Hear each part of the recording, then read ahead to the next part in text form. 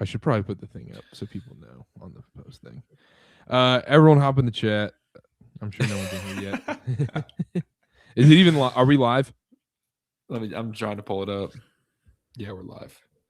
Okay.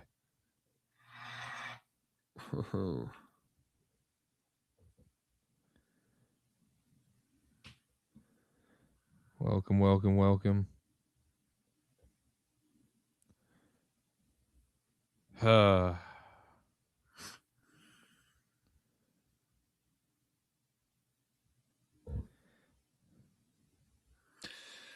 get this YouTube up.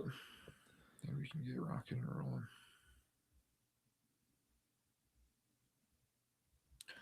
Oh, yeah. Another BYU loss. No Papa John's for anyone.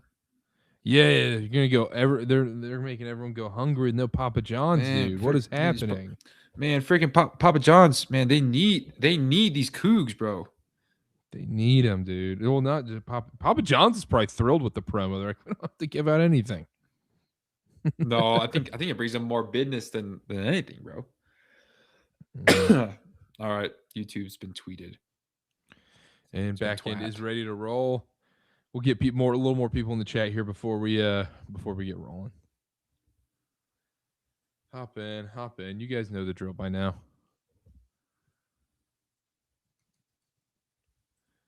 You guys know the drill. Whew. We got a lot to get into. Alex Beach is in the chat right now. Said the toughest of tough nights for Karter. You know. Oh, don't even bring it up, dude. Brother. Oh. Why is this being weird? There we go. Okay. Let me retweet some stuff and then we will be ready to roll.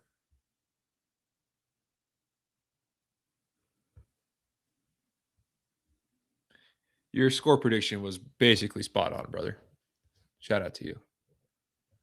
76-66. What'd the final end up being? 77-66. Gosh. Yeah. It happened in a different way. We'll get into everything. All right, you ready to roll? I'm ready to roll. Let's do it. Let's get the folks in here or not. Yeah. You know, we don't even read chats at the beginning anyway. All right, let's do this thing. It is late. 3, 2, 1. We're live. We are live right now on the Field of 68 Podcast Network YouTube channel and on all Church Ball social medias right now. Make sure to subscribe while you're here as well. BYU loses to Houston. BYU on a 4-game losing streak. The losing streak continues. And Chase, there is a lot to break down here. Do you want to go positive or negative from the start? Let's start off with positive because it'll be shorter. And we'll break into what I think the problems are. And the biggest positive is obvious, Karter. It's that they actually gave some sort of effort tonight. Yep. The defense for most of the time was really, really aggressive. There was really, really just so much more from these guys showing some fire. And I really appreciate it. And they were talking about the broadcast. I thought Fran did an awesome job.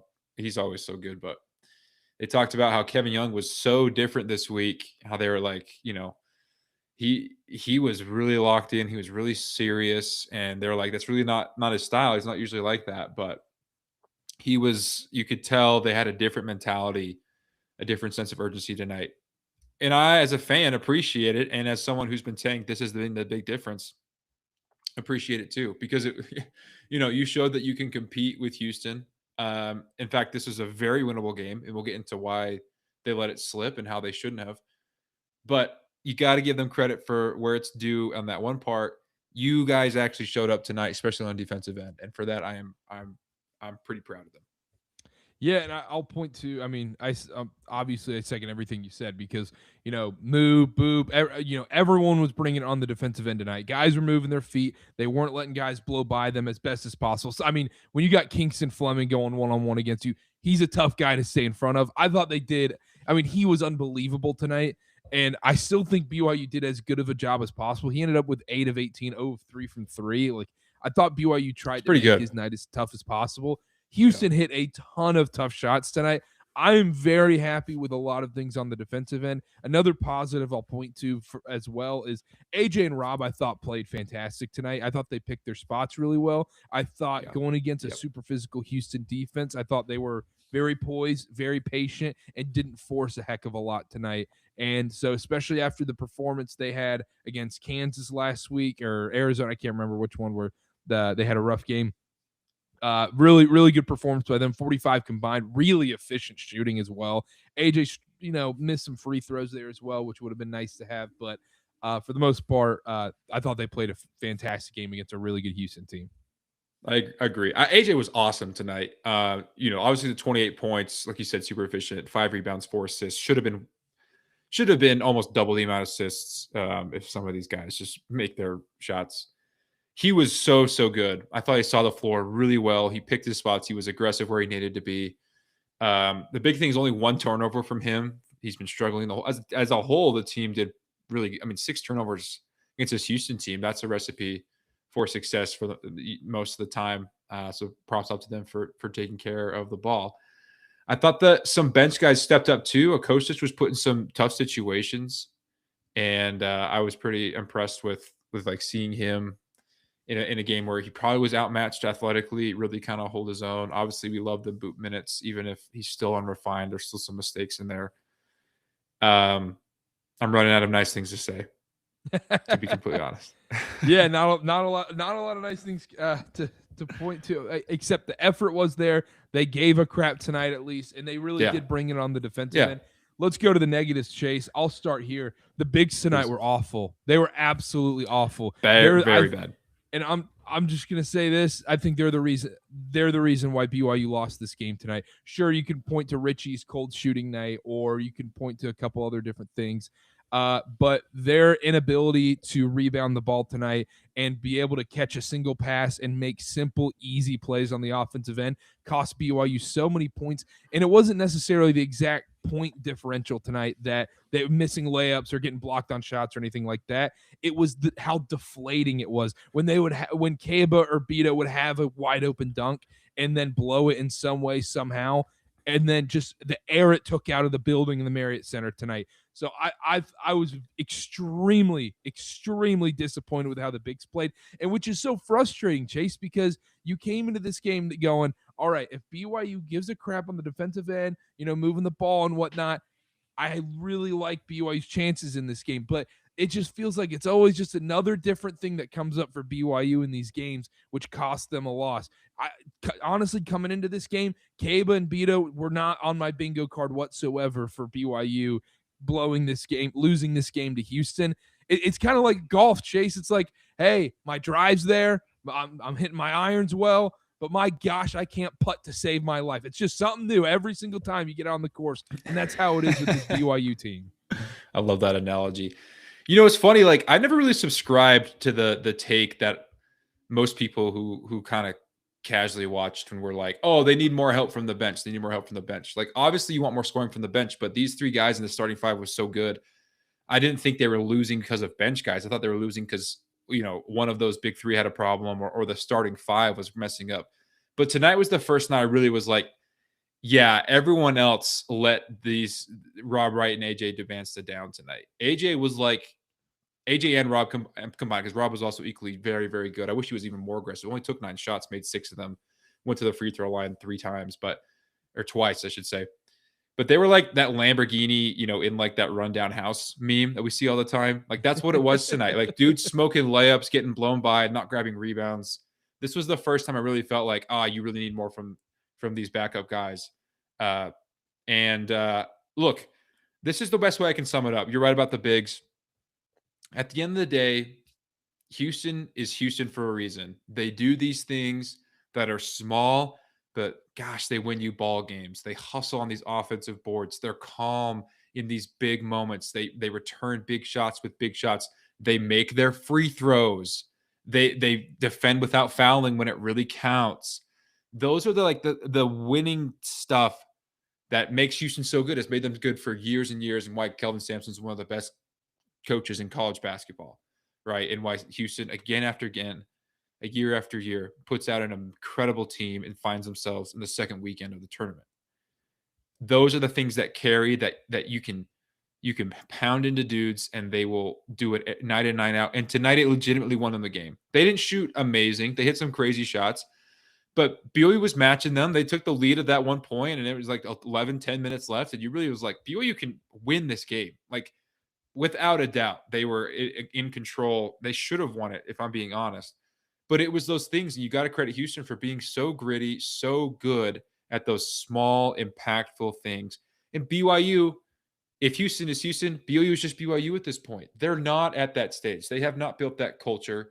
They do not yet have that poise, that basketball knowledge and savvy that these Houston dudes do. And that's okay. You came up against it. You didn't do enough to beat it. But when the moment mattered, you couldn't grab a defensive rebound. You shot 57% from the free throw line in a game where you got to shoot 28. We talked about that. This is going to be officiated tight. This is how Houston plays defense.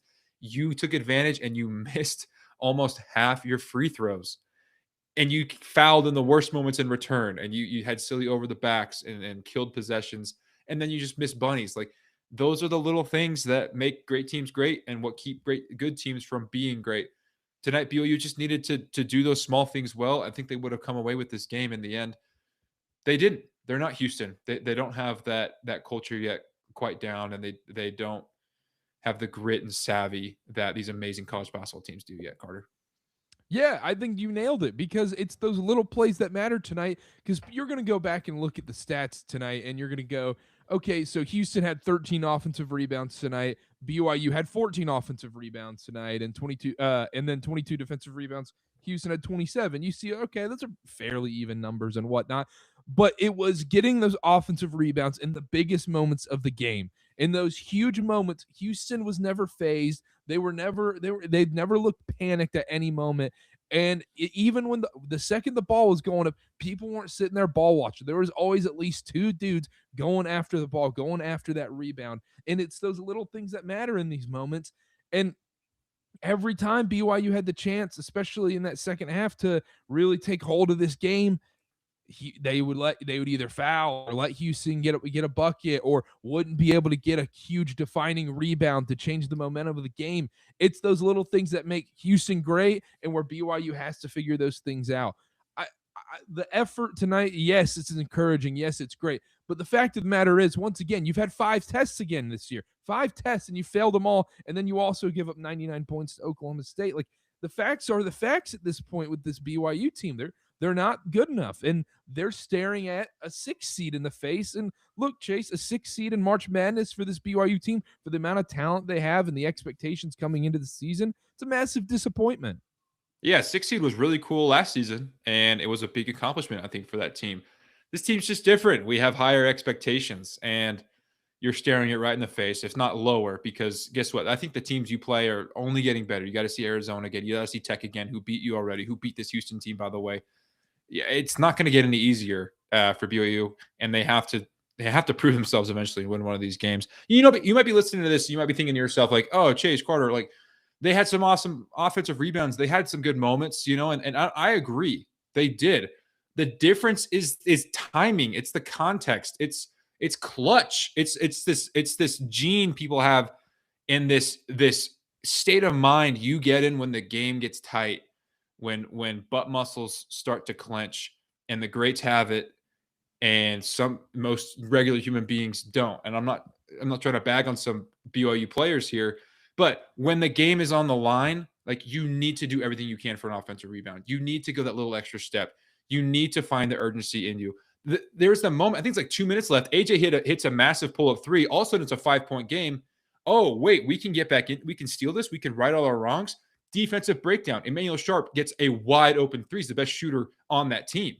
You just can't have that in that moment. And that's that stuff in here that you have to be mentally prepared in these moments when the game is at its absolute peak. You know what they say about, MJ's like, everyone wants to shoot the ball until this the last shot, right? Then only a few guys want that opportunity, and only a few guys are going to go out there and make the right play and move it. Houston has that. A lot of dudes, obviously, they have a good mix of freshmen that are incredibly talented and seniors who've been there for a long time. This is just what BYU lacked tonight. I want to bring up this comment from the chat right now from our guy, Andrew Franklin. Shout out.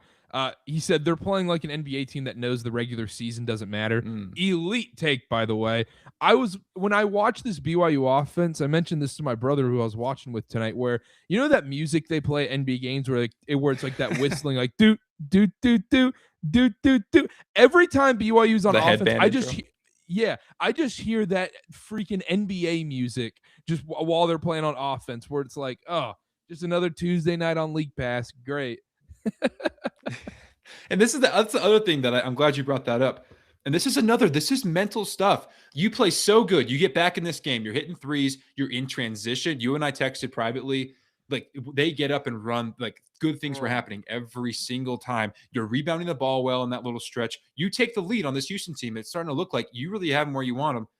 The offense immediately just turned into like, oh, I'm feeling it. Let him cook. Yep. Like everyone ISO. That's not what you do in those moments. That's another thing. Like you're just, it's a little bit of a brain fart this team has. That's not the play. I know some dudes are getting hot, but they're hot because they're open. They're hot because they're in rhythm. They're hot because the ball is moving. They immediately, it was at 54, 52. Immediately, the next 3 possessions, slowed it down, one-on-one. Let's see what Rob, Richie, and it killed everything. And again, you lost the lead. You never saw it again. That's another. It's just that basketball savvy.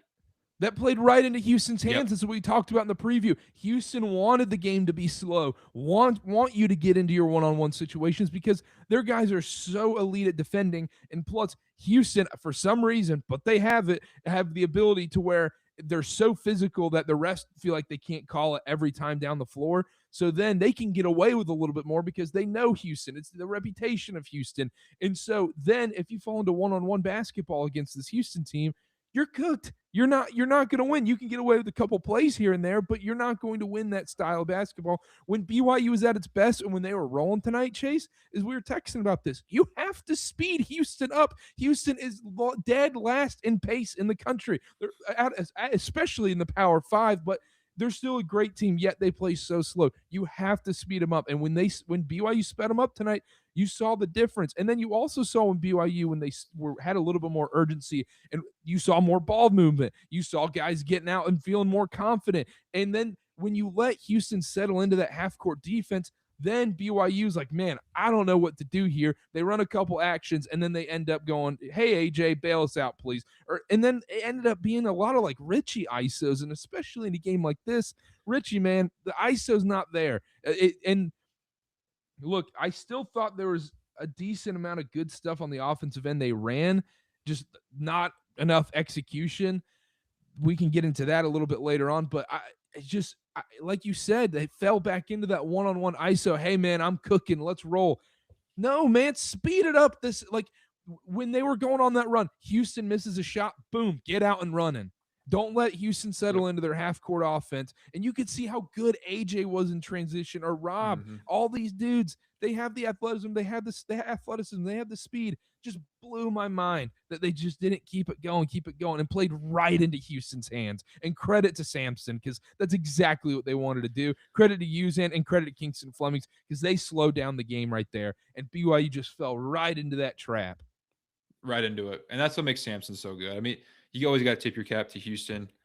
This was just so frustrating because I really was like, I think BYU's in a great spot. They can win this game. They're as good as this team. They have the blueprint right here. It was like in the palms of their hands, and then all of a sudden they just decided to go back to what made them not get on this run that put them in the deficit in the first place.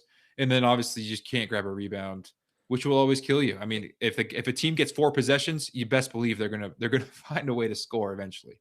Right. In a game against Houston, too, you have to have these big momentum plays go your way. And that's why I was so disappointed with Kaba and Beto, Ahmed, whatever. I was so disappointed with them because missing those massive opportunities. Like when AJ had that awesome pass when they doubled him off that screen, down low to Ahmed, and then you can call it a foul or a block, whatever. But he took so long to go up and dunk that thing. Like, man, get up, go. Don't wait for someone. Don't look around. Get up and dunk that sucker. And then on top of that, Chase, you know what also kills momentum? Missing a bunch of free throws tonight. BYU going 57% from the line, 16 of 28, just missing so many free throws. And look, Kaba Keita missing free throws. I get it. Look, that's just who he is. You're not going to get more than 50% out of Kaba unless you're lucky. Fran Fraschilla said it perfectly tonight. He's like, hey, when I had 50% free throw shooters when I was coaching, look, you're happy if they hit one. If they hit two, you hit the lottery. Our guy Fran was really, really good tonight, and he talked a lot about the bigs and their lack of production, and they were out of position defensively. I don't want to dump too hard on specific guys, but that was a problem. I really was happy with BYU's defense, to be honest. We kind of talked about how you kind of would settle for tough outside shots. Houston's offense can be just as ugly as BYU's, if we're being honest. They just have tougher shot makers around the horn. But when it mattered most, it was just the rebounds. You got stop after stop after stop, and you just couldn't grab an offensive rebound. I mean, that's just the worst film. The number one thing every old head in the world will tell you that's just going to kill your game every time. Another thing, this is completely changing the topic. I've been workshopping this take. I didn't think the crowd was good tonight. In fact, I don't think it's been good all year. It's just not as loud, not as rowdy, not as passionate. And there's a very clear answer why. Shout out Andrew Franklin. He texted this. Number one, real fans are priced out, and the entire lower bowl is corporate. And they prioritize getting those people as close to the action as possible. They're the quietest. They're the ones who don't want to show a ton of passion. I know there's a few stragglers, but the lower bowl offers almost no noise other than the Rock. The problem with the Rock is the way that they do their stupid system has pushed all the true diehard crazies out, and they now have to sit at the top of the arena rather than nice and close when you used to be able to camp and line up. Because instead they just randomize it. In fact, I heard from someone who went that now when you go, even if you get group one in your little draw, they then hand out random cards and then read those cards at random and let you in based on that. So there's just no incentive for the best fans. Shout out Blaine Beast. He's reading my mind.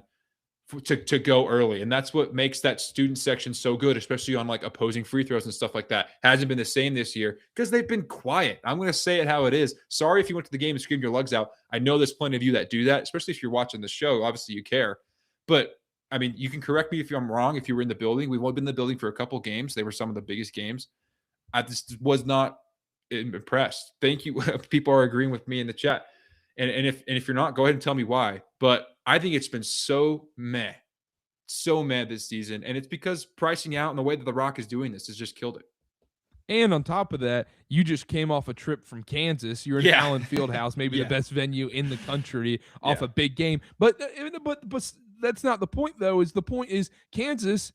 How many people are standing up at that Kansas game, getting rowdy the entire time near the court? I couldn't sit the whole game. I wasn't even allowed to. I wouldn't be able to see anything. I had to stand. Everyone in front of me was standing. Yeah.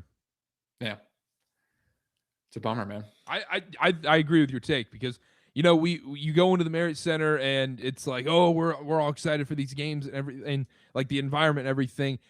I also think there's I think the Marriott Center, there's been times where it's waiting to explode. And just once again, momentum killing plays where it just sucks the air out of the building. But you're right. I don't think it has been great this year by any means. But we got Cosmos Adderall in the chat. Said can confirm the environment was pretty weak. Haven't heard about the randomization group one. However, I pulled group one for the Arizona game. Shout out you getting group one. I love it. And Blend Beast is telling people to bet on Houston money line. Glad he listened. Well, good for him. That line was moving, and I was confused. But, I mean, they had it right. BYU just proved them wrong. Alex Beach said, I camped out for days for Gonzaga 2020, got COVID, and loved it. I mean, that's what college basketball is all about. Camping out for these games. I get it's a liability thing for BYU and whatnot, but you got to figure out a different system to make sure the best fans are up front. I mean, if you don't believe me about what I'm saying right now, just go watch the highlights of that 2020 Gonzaga game. You can hear the difference through the TV. I'm not crazy. Yeah, People well, are it agreeing with just this. also like it's a very simple system to do this kind of stuff. Like, how do you not just have a ticketing system for students that you get rewarded for going to non-football basketball games and you get more points and whatnot for going to soccer, field hockey, lacrosse, whatever, and then kids who go to those other sporting events more should have higher priority for the bigger events because they're the real fans. It's very simple. That's what UNC does. My brother-in-law there as a grad student. I think it's simple. Just line it up. Just line it up. Line opens at 4 a.m. I get it. Okay, no camping overnight. Whatever. Line opens 4 a.m. The most passionate people will come. It's this simple. These Duke kids have been camping out for this UNC game. It's not for another month, and they've been camping out for weeks. And that place is going to be crazy, especially since Duke lost. By the way, don't remind me. It's been a tough night. Reminding the chat, I know you lost. I know. I know you know. Hey, Hornets, 9 straight wins. That's what I'm hanging my hat on. Who would have thought at this point I'd be hanging my hat on Charlotte Hornets basketball? It's the first time since like 2002. Or Ooh, something? hold up. Since James Holmes with launch? a chat real quick. If you don't start until the second half, it's hard for the fans to get rowdy. Ooh. Clapping back. It's the team's fault, Karter. But going back to this game tonight, man, like it just sucks because it really felt like BYU had the chance to really take this away when they were building that momentum. And when you're in this game against Houston, I think it ended up like there was a point where like 5 minutes ago where it's 61-55. When you have a 6-point, when you're down 6 with under 8 minutes to go in the second half against Houston, a 6-point lead for Houston feels like 1,000. It feels like they are up 20 at that point. The way they play, the way they grit and grind you out and make it tough on you, like they just didn't take the chances tonight to really blow it wide open. And man, I mean, you're looking right now. I'm looking at the stats, Chase. Rob 6 of 9, AJ 9 of 14. Do you mind if I just run through the other numbers real quick? Please do. Yeah, I'm looking at it too, but Cable 1 for 6, Richie 1 for 8, Moo 2 for 9, Boop 0 for 2, Kostic 0 for 1, Beto 2 for 4. I mean, I'll get stats department on it, but man, yeah. Anything to add there? 14 offensive boards, which means you had chances at least 28 more points, second chance points. You only had 11 because when you would get an offensive rebound, he would immediately smoke the layup. It's just not good enough. It's just not good enough. And that's kind of what I came to consensus tonight. I'm really glad they fought. This is a step in the right direction. They can be so good, but I just don't know if they have it. I don't know if they have the other dudes to step up. And like I talked about it extensively, 20 minutes ago, they do not have that killer mental basketball savvy is the best way I can describe it right now. Instincts that just get you the win. And you want to see a team that does it, watch Houston. They have those just basketball savvy instincts that get you these dubs. And they did it tonight. They completely out savvied, out basketball intellected BYU tonight. Yeah, and we another point I wanted to get to real quick was Richie's night tonight. He was 7 points, 1 for 8, 1 for 6 from 3, 4 5 from the free throw line. He had 7 rebounds tonight and 4 assists. Good for him. On those stats. But this in the preview, I did mention how I felt Richie was going to struggle tonight because especially with how hard Houston fights over screens, and that's been my frustrating thing with Richie this season is I just don't think he's been utilized in the best way this season where he needs to be playing more off ball. When he was at his best tonight, when he was just running side to side on those baseline screens, and they would get those, they had a screen set up right for him so he could knock down those corner shots. Look, if he misses the corner shot, whatever, but that's when he was getting his best looks tonight. And that's when he gets his best looks anyways, especially against a team like Houston.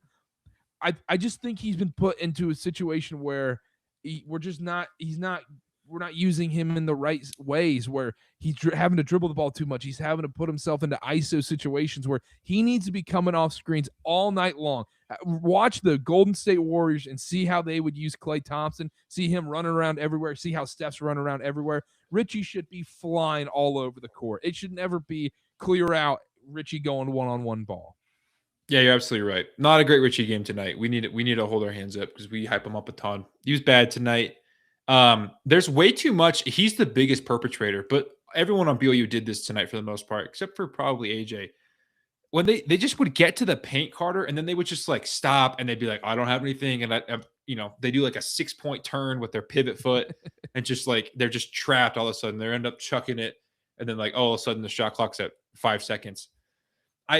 It's just, you can't dribble. You should never dribble without a clear purpose in mind, a clear action of what you're doing or going to. And if you're going to drive to the hoop, you got to have a freaking plan. It's either score or find someone open because you're doing a good thing. Getting penetration, paint touches are always good, but they're not getting help from anyone else is what I was going to say, because when they get stuck in the paint, it's 5 guys going, here, put their hands up, I'm standing open. there tall like a tree. It's like I was screaming at my TV tonight saying, you got to move, show yourself. Yep. Get open for one another. You got to cut off of it. I mean, if guys getting penetration, then parts of the court have opened up. Let's reach. I want to bring up this point. I had this in my notes as well. Thoughts about KY subbing out AJ around the 5-6 minute mark right before. He's clearly trying to give him a break before the under 4, but the under 4 didn't happen, I think, until like the 3:03, and Houston pulled away for a bit there, and BYU's offense struggled. Thoughts on that? Yeah, I've seen a lot about this on Twitter and stuff. I'll tell you right now, I know exactly. He does this every time. And here's what it was. At the 5:01 mark, AJ's shooting free throws. And so someone, I believe in Boot's coming in for him.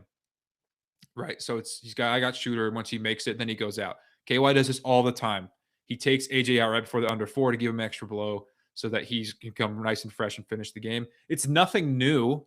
It's nothing different, but that's the strategy that KY does. It's just kind of manipulating it a little bit to give him the most rest possible. 5:01 obviously is a little early, but you never know when you're going to get your next, stoppage in basketball. A minute can go by like that, especially in college. The shot clock's only, 30 seconds. It's 2 possessions, and then it's like, oh, it's a minute. It's going to be under 4. I don't get that extra rest for AJ. So he prioritizes that a ton. That's what he did right there. And I didn't think the under 4 wasn't even that far. It was like 3:39, I think, because I took mental note. I thought about this extensively because I thought the same thing, taking AJ out in a bad spot. Look, I obviously don't like taking your best player out when you need him the most, but that's what they do. That's how they operate. And at that point, I'm trying to look here at the log, pull it up for you guys. So at 5:07, BYU's down by 4. They take out AJ, put in Boop, and that's what they've done all season. That's what they're gonna do. And then the under 4 timeout doesn't happen until 3:45. And at that point, all of a sudden, BYU's down 8. So 4-0 run without AJ, and then you have to get him back in. So I get it. It's frustrating. It doesn't look good when you look at it. That's what they do all season. I'm not too mad about it. Yeah. Yeah. It was unfortunate that there wasn't a dead ball quicker. Maybe you would have wanted to wait till like the 4:30. You could have risked it, and they could. There's a stoppage at 4:20. You could have just done that, but yeah. Anyway, but you don't know there's going to be a stoppage at 4:20. You're hoping, hey, at the 3:59, there's going to be an under 4 timeout. Get him his rest, come back in, and it would be fine. But moving back, I saw a comment here I wanted to bring up as well. Moving on. He said, I keep saying that BYU was better last year. We might be one and done. Chase, do you think last year's team was better? It's an interesting question. This is a boring answer that you all probably know. This team's better on paper. They're by far more talented. That's not even a question. But as a team, as a hey, 5-on-5, if they played each other, I'd have the other team. I'd have last year's team at this point. I'd have them by a couple points because they just played together more. They shot way better. They knew their identity and that they had chemistry. That stuff means stuff. They were more basketball savvy and intelligent, like I'm talking about, than this team is right now. I'd still be as scared as crap of this team. This year's team can beat anyone. This year's team has infinitely more potential than last year's team. But to this guy's point, I see what he's saying. Yeah, I'd probably have last year's team at this point in the season over this year's team. Yeah, and I would rather I'd probably go this year's team, but we saw the final product of what last year's team is, so it's tough to say. Like, once again, even at this point of last season, I mean, things weren't great. I wasn't feeling great. Yeah. No, because this was the time period they lost the back-to-back to, I believe it was Arizona when Caleb Love went off in Provo, and then it was at Cincinnati where BYU got the doors blown off by them at this point. So, like, they had the Colorado game, figured some things out, and then had that next rough stretch right there. Now you look forward, you got at Baylor and Colorado next week. A great chance to get 2 wins. We said the Houston games, must win for the confidence and everything. These are just flat out must wins. If you like, it's yeah. Now it's over. Like it's if you lose to Baylor, wins. Like if you lose on the road at Baylor and you go 5 straight losses, not just about what this does, tournament resume and all this crap for the NCAA tournament, what that does for your confidence and your psyche, and then then it's going to start raising the question of, how bought in are the players going to be? Like, that's very, very tough when you're in a 5-game losing stretch to pull yourself out of that, especially when you're on the road at Baylor and Colorado. Like, they have to bring that same intensity they brought tonight at Baylor. And if they do that, they're going to be fine. And they're going to absolutely, I think they destroy Baylor in that game if they bring that same intensity. But man, they can't come out weak. They got to come out as pissed off as they were tonight. And I know they didn't win tonight, but they did bring that effort. Yeah, it's they're in another tough spot though, because it's frustrating to finally feel like, hey, we brought that effort, we did what coaches asked or whatever, and it still didn't work out. Right, we're still feeling crummy. It's a late Saturday night. I'm still going home with another loss. You got to keep bringing it, because that Baylor loss is not pretty, and the Colorado loss is catastrophic to the resume, to the confidence, to everything. You got to go 2-0 this upcoming week. I mean, you got it. Yeah. I mean, it's not like it shouldn't even be a question. We shouldn't even be having to talk about this, but we obviously do. Baylor's still a quad 1 game and firmly quad 1 as well. I'm looking at Torvik right now. What do you think Torvik has the line at? I mean, he's still going to have BYU, obviously, even though he doesn't like him a ton.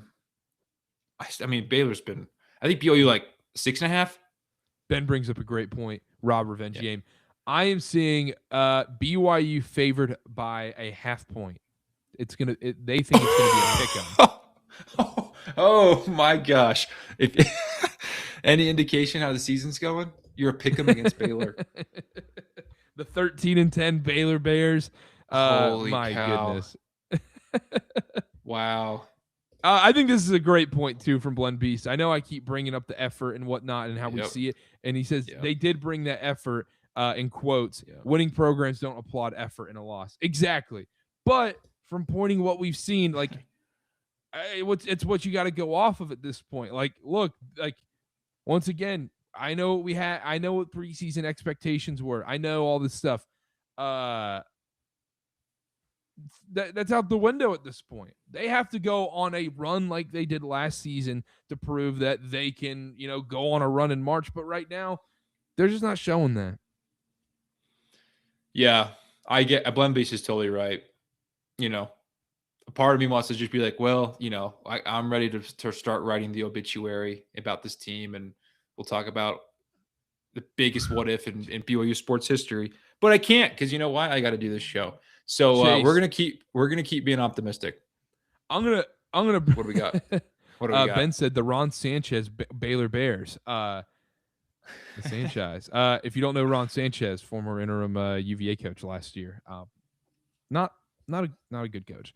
Anyhow, besides the point, I'm gonna go through Bart Torvik's analytics. Now, Bart Torvik is usually off by about 2 to 3 points on average and whatnot. I believe he had Houston favored by 4.5, 5 tonight, and the sports books ended up having it at 2.5, 1.5 at points, whatever. So going forward, BYU, I'm going to go through the remaining schedule. I'm going to tell you what Torvik has them at. Baylor, a half-point favorite. Colorado at home, 14-point favorite. That checks out, right? Yeah. At Arizona, a 15-point underdog. Holy 15? 15-point underdog to Baylor right now. Oh. 89-74. Oh. At home Iowa State, 3-point dog at home. Home UCF, 9-point favorite. At West Virginia, 1.5-point favorite. At Cincinnati, a 0.5-point favorite. At home Texas Tech, 1-point favorite. I mean, they're favored against Tech. That's crazy. Wow. Oh man. Look, Analytics don't love this BYU team anymore. They don't love it. At the end of the day, like all the numbers and crap is BS as long as you go out there and win. But they haven't been winning. So yeah, this says a lot about the season that they've had. What we're having to talk ourselves into.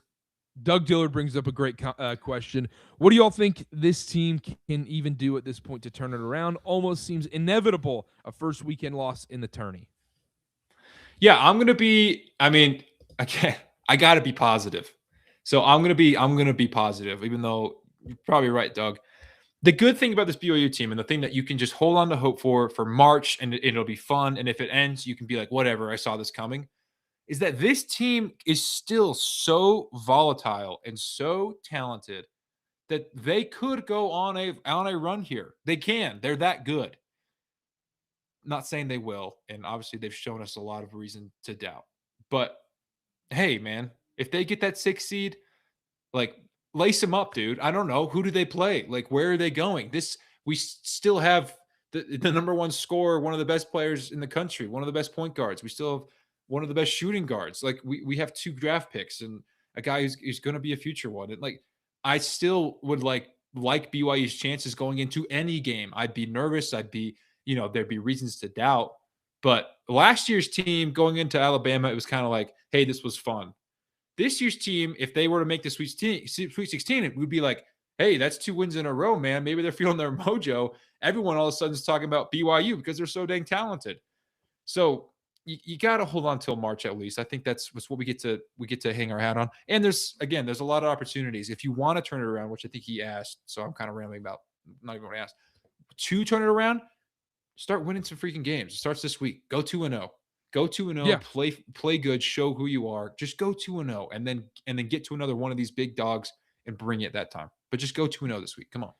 Yeah, my answer simple is just win some games, but also you can't go, let's say they beat Baylor and then Colorado comes to town. You can't go ahead and just beat Colorado by 2 and grind it out game. You're down 12 at halftime and make a comeback. You need to put Colorado away. You need to put these teams away. And then you have the week of at Arizona and then home Iowa State. I mean, no, at the bare minimum, you got to win one of those. You got to prove you belong. And at this point, they haven't proven they belong. And at Arizona, I mean, that task just seems even bigger and bigger and bigger, especially the way Arizona's playing right now. Chase, that team that BYU gave up 99 points against tonight? Did you see what Arizona State did to them? 47 points. Arizona, you mean? But yeah, Arizona gave up 47 points to Oklahoma State. Yeah. Enough said. I don't. What are you gonna do? Jack said Chase sounds like he's hyping up Justin Herbert right now. That's exactly what I'm doing. I can't. What do you want me to say? He said if we get a top 5 seed, I can see this team getting hot and making a run. Yeah, I mean, and shout out Fielding the 68. Make sure to go check out the show. We dive deep into the bracket and the metrics and everything. In the latest Fielding the 68 bracketology, at the current moment, if the tournament started today, before this game, BYU would be a 5. I would believe they would drop down to probably a 6 at this point, and they'd be a 6 seed going into the tournament. So they can get the 5 seed. That's very attainable, especially when you play in the Big 12 where you have quad 1 game after quad 1 game. And on paper right now, BYU doesn't have any disastrous losses or any bad losses. Even Oklahoma State is still technically a quad 1 loss, and we'll see how that ends up being at the end of the season. So, look, they can go do it. Like, if BYU goes against, it's going to be hilarious because let's say BYU's a 5 seed in March, and they go against, an A10 champ as the 12th seed or something like that. That A10 champ, that 12 seed is going to be one sexy pick in March. And honestly, I like BYU's chances if they go against some of these mid-major teams, just because I think their sheer talent alone from the big three can win them a game single-handedly against those teams. It's once you go against the good teams in March, that's when it's going to be a problem. When you're having to go against Illinois in a neutral site game, how do you respond? How are you going to play against Florida? How are you going to play against Duke, even Carolina? How are you going to respond in those games? That's where I just can't believe in BYU up until this point. I got to see a change, and it starts on Tuesday. Yeah, I'll tell you what, some A-10 champ, that head coach is going to be watching some BYU film and be like, oh, like, what the frick are we going to do to defend this guy? But then he'll watch more film. He'd be like, oh, they actually have some holes. Anyway, yeah, man, look, I mean, at this point, you're going to make the tournament, so get ready for it. I don't know what you want me to say. The regular season's been a disappointment. At this point, if they won out, then maybe they could change my mind, barely. But it's been a disappointment. And so you have a chance now to just go get some wins, maybe do something in the Big 12 tournament, go to March, and just give us a fun last ride with this team. I know I'm trying to be positive, but yeah, this is a disappointment, this regular season. For sure. You brought in all these guys. You spent all this money. It was all leading up to this moment. Yeah. Chase, you've played UConn in Boston, Texas Tech on the road, home Arizona, at Allen Fieldhouse, and home Houston, and even at Oklahoma State, and you haven't won a single one of those. Come on, man. Yeah. They've been close though, Karter. Second half team. Yeah. Yeah. And and it's funny too, because people will look at this BYU team and be like, oh, they lose to these teams. They can't make a run in March and everything like that. Well, you look at last year's team that made the Sweet 16, and look, I think the Sweet 16 was that team's ceiling last year, for being honest. I mean, yeah, you ran into a buzzsaw with Alabama, but you were going to have to play one of those tougher 1 or 2 seeds at that point in the tournament, so it is what it is. But like last year's team lost. I mean, they lost to Utah. Utah wasn't even playing postseason basketball. They made the crown? I think they did. They lost to Providence. They got smoked by Providence last year. Smoked by Providence. But, you keep saying, I mean, but the problem is we keep doing these pods where it's like, how long can you say, last year's team had this kind of turnaround. Last year's team had this kind of turnaround. At what point do you just go, well, that was last year's team? Now, this was the time. We talked about it in the preview. We said, if you're going to turn it around, it's got to be today. They had a chance. They looked so good there with like 11, 10 minutes to go. They let it slip. That's just who they are. They have a chance to finish strong. That's the difference. Like, they can't turn it around now. They can finish the season strong. They can go out here, snatch 1 or 2 of these big wins and win the rest of these easy ones and, lose a couple and just head into the tournament. All right, finish strong. BYU locked up the 5 seed. Good job. But there's no more. Time for turning around is over. Going back to some comments here, said, I hope the story doesn't end with, we had AJ, the number 1 pick, and we did nothing with it. Yeah, I mean, it's not Ben Simmons, Markelle Fultz level. It's nowhere near that. But it's, I mean, that could be a point. I'm trying to go back to a comment here, but it's glitching out on me. So from Ben, he talks about the talent, just saying, hold on, I want to get this pulled up correctly. He says, are they that talented, though? They are 1 through 3, but the rest of the roster is pretty rough for the most part. And then he went on to say, guys 1 through 3, I mean, 4 through the rest of the roster is rough outside of Kada most of the time, and boop. Yeah, he brings up a good point. Like I said, like that was the glaring thing tonight, was kind of just like outside of those 3, and one of the 3 wasn't good at all tonight. They just had no help. I mean, just missing bunnies. He brings up a good point. I still like BYU starting 5 when they're doing what they're supposed to, but that's obviously a massive caveat. Better than most. And those are the guys who play. They're all putting up like almost 30 minutes a game. But Glenn Beast is saying it's mid-February, but Super Bowl hasn't even happened yet, Blendy. Yeah. Maybe this team's still in football season. Have we thought about that? Maybe they just need to see Drake May win a Super Bowl, and then they'll be able to focus up. Such a shame. I mean, we should be watching Bryce Young playing tomorrow. I mean, my gosh. So close, man. James said, Utah basketball program will pass BYU next year if they keep Brown and Dawes. Calling it out right now. Whoa, okay. Hey, James, we're gonna do ourselves a favor. We're gonna screenshot this comment and bring it back to you next season, and we'll see how that goes. Dave, that's full of flamer. Oh my gosh. Right here said the NCAA wants Dybantsa in the tournament, not BYU. I think that was a point I wanted to bring up a little bit. It's a little bit of speculation, but BYU has the benefit of like, oh yeah, they got the eyes. They're bringing on audience appeal, so they'll get a decent draw, no matter what. Because I think the NCAA does want to see these freshmen go deep in the tournament. I hope so. Christian said in the chat, Kansas should feel that way about Darryn Peterson when they lose in the round of 32. Can I say something? I mean, this is Can I talk about some non-BYU stuff for a second? Other college basketball takes I have? Go for it. Go. Sell all the Kansas stock in the world right now. I agree with this take. What do you think that Arizona-Kansas line is in 2 days? Where's it at? Fog Allen. It's at Allen Fieldhouse. Okay. I'm going to go with Arizona by 2.5. I mean, I don't know. I'm just. I thought you had the line on you. No, they don't. They don't. I don't think it's posted. Oh, let me check. You can check what Torvik says. That's going to be. I mean, it's Big Monday. I read somewhere. I could have been scammed, but I read somewhere that Bill Self's like 38-0 on Big Monday. Never lost. This is the time for Arizona to lose too. I kind of like Kansas in that one. I'm selling my Kansas stock. I might buy Kansas stock and then let them win Monday, and then I'll dump it all.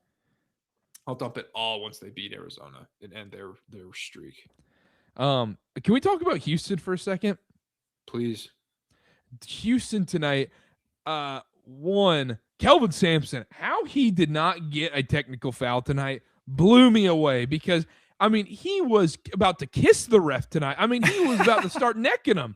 I mean, are you kidding me? He was in his ear just, I mean, it was like, oh my gosh, he's about to take him in the backseat of a car and just yelling at him. I mean, out of control. Well, you know why? Him and his son were just in the ref's ear the whole time. Holy smokes. Well, you know why, Carter? It's because the refs were freaking wrong and they knew it. Yeah, they were wrong. That wasn't they knew that. But then Houston's offense, I worry about Houston in March. I know Houston did it last year. Look, took a miracle to get to the national title game, whatever. Great shot making, great playmaking. I worry about Houston in March Madness. And I know that's crazy to say after they just beat BYU on the road in Provo, a very impressive win by double digits. But I just think the offense that Houston plays is not going to be sustainable come March Madness when they play that slow, and they just take a lot of tough shots. And there's going to be a game. I know the NCAA likes to swallow their whistles in the NCAA tournament usually, but there's going to be a game where they call it tight, and that's where Houston's going to find themselves in trouble. But they're a lot like Stone Cold Lock's second weekend. They are a national title contender. I still believe that. But I just worry about that Houston offense going forward. I understand this is how they've always played and everything, but at the same time, I worry about it. Well, Carter, yeah, they've always played this way. And how many national titles have they won? To your point, how many national titles have they been to outside of last year? To your point, in general, March Madness, be wary of teams whose shot chart looks like this. I mean, this is like AK-47 like target practice, right? Like on the range, man. This is insane. What the type of shots they were taking. I would love to see, because I mean BYU, man, they're probably looking at their shots right there, being like, yeah, these are great looks and everything. Yeah, they're all misses though. Yeah, I know. You see all the misses right there. I would love to see like the synergy charts of like how many of those were highly contested on both teams, because there was just not a lot of open looks tonight from either team. Every open look felt like it came from an offensive rebound. Well, in general, in March Madness, you should be wary of teams who generate a lot of offense by just making tough freaking shots. Houston's one of those teams, man, and that runs out eventually. I'm just saying. I'm not trying to dump on Houston. I love Kelvin Sampson. But there's a reason. There's a reason they've never won the big one. Just saying. There is a reason. But when you have Kingston Flemings, maybe he turns it around because that's the best. Yeah, shot that's the other issue. Is like, yeah, maybe it just doesn't matter because when you have him as running the show and making, I mean, the plays he was making tonight and the tough shots, like, he's unbelievable, man. The freshman going into this NBA draft is insane. That he's going to be probably the 5th pick in the draft. That's what they have him at right now. And he'll get scrutinized like crazy. People will talk about his size and his shot selection and stuff. And, and that's the NBA, man. They nitpick you. They strip you down and they just poke at every little thing and try to figure out what's, they present the worst version of you in some of these draft stuff. But it's a pleasure to watch, man. All these young dudes just kill it. I mean, it's unbelievable. We'll get to a couple chats here, and then we'll wrap up the show. It's almost 2 a.m. on the East Coast, but thank you guys for hopping on, as always. Houston defense gave me flashbacks to that OKC-Denver series last year. A lot of the same stuff. A lot of the same stuff of how OKC defends and gets away with stuff. And just once you establish that level of physicality early in the game, the refs don't want to do that. I mean, it's the Draymond Green effect, where Draymond – how many times does Draymond get away with stuff because he establishes it early? Yeah, no, exactly. Your reputation travels with you, and it's the Lou Dort thing, right? Where everyone knows, like he gets to play way more physical defense because that's how he does. And Houston's got the benefit of the advantage. Their reputation spans decades. Every single year, we know what Houston's going to be like in this team. So that's a credit to them, man. They built the culture. Blend B said, I'm not even angry about losing at this point, which means the team is cooked. And yet I will still watch every single minute. We will still also watch every single minute, and we'll still be doing shows. But let's turn it around, please. Please. You're talking to the fellows. I thought I got to give credit to KY because I think he was a good coach. We talked about, like, I'll know how practice went based on the effort of these dudes tonight. And I think he had them ready. I really just think those little brain farts and just not being basketball savvy enough is what lost them this game. I think everything else they did really well. But that's what we kept talking about in the preview, where it's like, where it's Houston. Like, when you're playing against Houston, you have to be so disciplined. You can't have those mental lapses against Houston. You have to play a clean basketball game. You have to come ready to fight, and you just can't turn over the ball. And I don't mean they didn't necessarily have BYU ended up with 6 turnovers tonight, which really good. You took care of the ball very well. Awesome. But it's just the missed rebounds and the missed layups. Like, those are the things that lost in the game tonight. Yeah. James said Fleming didn't score when Moo was on him, just saying it was always when Rob switched. There was a couple times I feel like he scored on Moo. I also didn't hate throwing Boop on him, but the problem was Fleming finally figured out he did a little hesitation move and then would just blast down the lane and get past Boop, and he couldn't hang with him moving side to side. Got him. I thought Moo played really well. Moo was great. He got one on Moo defensively because they did switch everything and they were just looking to get him on a better matchup. If you want to see something, I don't know if I want to call it funny, but definitely interesting, just go watch Moo play defense the second after he makes a 3-pointer, which he did once tonight. And dude, on the other floor, he was like all of a sudden the best defender in the country. It was like, this dude is a dog. Yeah, the way he was fighting over screens. I mean, they ran so many off-ball screens and actions to get Kingston Fleming to the ball, and he was everywhere and just did everything possible to not let him touch that ball. Like, yeah, it's what we talked about in the Arizona game. It's like the second he sees one fall, all of a sudden he actually turns into Lou Dort. Yeah, I'm telling you, go watch him hit the 3 and then watch the defensive possession after. He's a man possessed. Like, if you could just get Moo making a 3 every once in a while, he turns into the best defender. I thought he held it out throughout the whole game tonight, though, to a point really well. And he was the assignment on Fleming. That's clearly they're like, hey, this is yours, dude. And he took it with pride. Obviously, Fleming still got his. He's still awesome, but. Yeah, one for him and Richie, man, going 2 of 13 combined from 3 tonight. Just rough shooting night for them. Not gonna work. Not gonna work. Jack, our guy, Cal Suit, said, guy next to me kept saying, "That's your boy," whenever Rob made a three. He said, dude, I'm wearing a Cal Suit with a Moo jersey, but all right.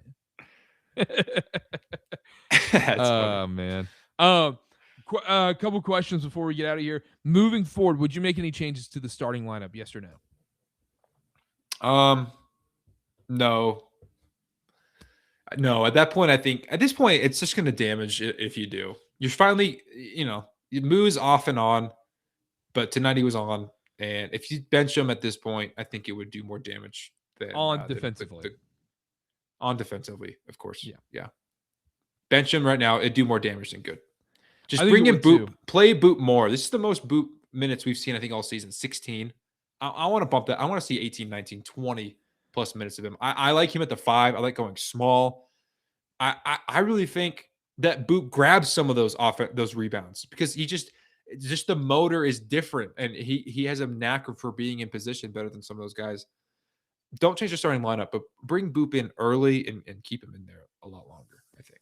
Yeah, I mean, that was at one point tonight when both fives were struggling. Beto and Kaba were struggling in this game, just rebounding the ball and just mental lapses from them tonight. You sit there and you go, why not just throw Boop at the 5 at this point? Because if they're not able to get these rebounds, if they're getting bullied underneath in the post at times, then why not just run a super energetic 5-out offense and then have Boop play, have him run all over the place. I would have trusted him getting some of those rebounds a little bit more, but obviously hindsight's 2020. So it always is. It always is. And then confidence going into Baylor. Not great. Because this is now they've been put in bad situations, like coming off of losses. But you know, like I said, you gave it your all and it didn't work out. Can you muster that same energy again? I don't know. I expect Rob to be locked in. Obviously, he received a ton of crap from Baylor peeps about leaving, which is hilarious to me because everyone left that Baylor team. Everyone. They didn't return a single player, which tells me something was going on. Like, no wonder. Anyway, they're just ticked because Rob is their best player. Anyway, I expect him to be locked in. A big revenge game for him. He's used to that court and those rooms maybe. Hopefully everyone shows up for him. It's all about the energy. It's all about, are these guys focused? That is what will win you this game. So, and you thought you would have seen that on the road to Oklahoma State coming off that Kansas loss. Yeah, that's the concern going into this game, where you can talk yourself into both sides, where it's like, okay, coming off this Houston game, they showed the effort. They're going to come in and bring it in this Baylor game. They're pissed off after losing 4 in a row. Or the flip side of, oh man, confidence is down. The buy-in maybe not there. We are once again, Chase, I think a lot of questions are going to get answered on Tuesday night against Baylor and see what this team is made of, because especially you're doing it on the road against a Baylor team that, look, Baylor, they're so far off the bubble that they essentially every game is a tournament game for them at this point in the regular season to try, and they have few chances to build their quad 1 resumes and everything. They have to go bananas, nuclear to close the season. They're going to be desperate. They're going to have a wild home crowd there, and because they're going to want to beat BYU because they see this team reeling a little bit, and they're going to feel like, hey, we can beat these guys. So I'll tell you what, I mean, go ahead. BYU will not be ranked for that matchup first time this season. No number by the name. Not that matters, really. What channel is this game on? It's on ESPN2. Move it to ESPN Plus, or move it to Big Ten Plus, since these guys aren't ranked. I haven't canceled my subscription. I'm still going strong. Been a great downhill skiing season for Michigan. Yeah, maybe a little less pressure. I don't know. That gym's weird. They changed. Did they fix the camera angle? I think they might have. It used to be. Remember, it used to be like in the rafters because they built that new building. I haven't watched a Baylor game in a minute. They're terrible. But we'll watch the film and we'll have the BYU has to win. They has to win. We're gonna preview it Monday, but this is a must win. It is a full blown must win. And Chase, doesn't this have the exact same feel of West Virginia last year when BYU went on the road? Yes. Where West Virginia even more, yeah. In a way, even more, because last year on the road at West Virginia, you'd kind of accepted the fate a little bit of like, okay, this probably isn't a tournament team, borderline and whatnot. And then after losing by 20 to Cincinnati, and then they go to West Virginia, and it felt like they almost stole that game, and Boscovich with the game winner. And that was that after that game, you're like, maybe we might have a tournament team on our hands. And so, but this one, man, you go 5 straight, it's you're talking disaster stuff. So yeah, then it's whoa, are they playing in Dayton? Anyway, yeah. Quickly. Alex still has his Big Ten Plus huge Rutgers women's swimming fan. Shout out the Scarlet Knight Swim and Dive. It's a good shout out. Fans. Huge fans. Real quick before we go, obviously Pat's fan from Boston, Southie resident. Southie, yep. Feeling good tomorrow? Matt. All right, I guess it's today. Today, I'm just so Super Bowl excited. Sunday. It's so weird. I won't take too much of y'all's time. It's just so like it just doesn't feel real. I haven't really been like, oh my gosh, Super Bowl week, I'm hyped, because this team is so far ahead of schedule. This Patriots team, and they had a real nice easy lane this year, and they took advantage of it, and they won the games, and they're in the Super Bowl. That if they won it, I'd almost be like, we really stole one, to the point where I'm like, I should be appreciating this a lot more, because this is honestly really crazy. They're so far ahead of schedule, and like they shouldn't be there. They are. So I'm enjoying. People are underestimating them like crazy, and I think they're gonna shock the world. I actually think they win. Objectively. I mean, I've watched more Pats than obviously anyone else, but I think they go out and get a freaking dub. I'm not scared of Sam Darnold. No, I'll remember hearing that. I'll remember hearing that tomorrow. Sam Darnold legacy game. We'll see, but yeah, we'll see. Anyhow, Super Bowl Sunday. But you know what, Chase? I'm not focused on the Super Bowl, man. I'm focused on Baylor. Okay, all right. You're focused on Baylor. You're focused on, what is it? Hornets got a West Coast trip coming up. What are they doing? Like Portland, Sacramento? We dominated the West Coast trip. Easy as pie. Just smoking. What's their next one? Well, I mean, you got a win streak. You're in the bubble. You snatched the 10 seed, I think, from the Bulls. No, I mean that's big stuff, man. Speaking 9 straight wins. I don't want to hear it. 9 straight wins. This is the best team in the league. Hornets are winning the playoff series this year. I'm just letting everyone know. Yeah, I mean, y'all got Atlanta. No, you won in Atlanta. You got. Oh my gosh, you got Pistons. Can they flex that to national TV? That could be a great game. I think I might just have to go instead. How about that? Jalen Duren not playing. I think I'm going. Me and Jack going Cavs Nuggets Monday night. Looking forward to see James Harden in person. James, come on. Yeah. We want Hornets. Everyone's here for Hornets talk. That's what I'm talking about. Yeah. Tell you what, if you want Hornets talk, go listen to Karter Cast, because I couldn't get you and Connor to shut up about the Hornets. Oh, what are you talking about? Best 5-man lineup in NBA history. I don't know what you're talking about. Well, it is. Hey, Hornets tickets for that Pistons game, $13. Huh? Come on. It's great. It's great. That's why I live in North Carolina, so I get to watch the Hornets. It's great. Yeah, that's why everyone lives in North Carolina, I think. And Bryce Young, but anyhow. All right, well, that does it from us. Long show. Appreciate you guys tuning in. 2 a.m. here on the East Coast. We will be live, or not live. We'll have our show out Monday for the Baylor preview. We'll dive into the film. Let's see, Chase. I'm not even gonna watch the Super Bowl. I'm gonna be sitting there focused on Baylor film and the battle of the G League curse. Are you kidding me? The battle of the G League. Both these teams, ever since they're bringing in G League guys, have just been absolutely fallen off a cliff. Have been cursed by bringing in college basketball gods are looking down on these teams, saying, "Hey, I don't like what I'm seeing." Yeah, I mean, number one storyline heading into that game for me could be James Najee, Abdullah Ahmed, must see TV. Must see TV. Hey, shout out Blend Beast. Can we just live stream it? Shout out Blend Beast anchoring his newscast after the Super Bowl. Wish me luck. Good luck, brother. Hey, right on. Let's go. Good luck, dude. Let's go. Yes, right on. Shout out Blend Beast. That's awesome, actually. But anyhow, that's it. Monday, Baylor. You guys know the drill. You guys know where to find it if you're listening. There wasn't enough Hornets. I'm telling you, man. People are clamoring. They want to talk Concanipple. They want. I mean, people. I want to talk Concanipple. Tell you what. Hey, shout out Drake May and the UNC Tar Heels. Hey, big win. This could be an all-time weekend for North Carolina. I'll tell you what. All-time weekend, yeah. All-time weekend, sure. Yeah. Maybe the worst. All right. It's just yeah. Anyhow, this is gonna go on forever. Anyhow, make sure to subscribe, follow. You guys know the drill. At Church Ball Pod and everything. At Karter B. At Chase_Rogers0. Church Ball Pod everything. Subscribe to the 68 Podcast Network. Church Ball Pod 5-star review. We'll see y'all Monday. Adios.